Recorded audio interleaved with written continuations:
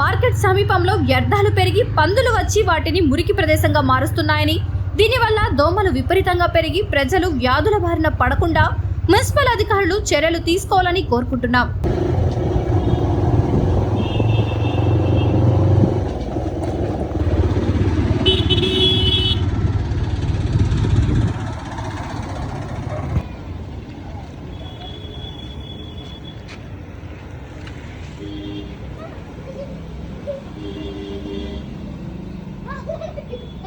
రాజమ్మ, అదే ఆర్బే మామ.